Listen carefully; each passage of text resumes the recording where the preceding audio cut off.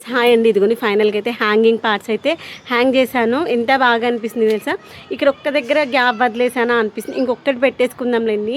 నేను ఇక్కడ ఈ పిల్లర్ పైకి ఎక్కేసి వాటర్ పోసాను అనమాట. అవి తగులుతాయి కదా అన్న ఉద్దేశంతో ఆపాను. ఇలా హ్యాంగింగ్ పార్ట్స్ ఉంటే ఎంత మంచిగా అనిపిస్తుంది. ఇవన్నీ కొబ్బరి చిప్పాలు తెలుసా. కొబ్బరి చిప్పాల్లో ఇలా నేను రెయిన్ లిల్లీస్, టేబుల్ రోజెస్, తర్వాత జెడ్ ప్లాంట్స్ అయితే పెట్టేసుకున్నాను.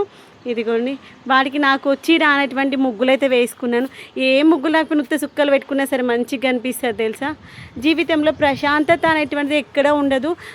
మనమే క్రియేట్ చేసుకోవాలి. మన ప్రశాంతతను పోగొట్టడానికి చాలామంది ఉంటారు, కానీ మన ప్రశాంతతను తీసుకొచ్చుకునేటువంటి బాధ్యత మనదే.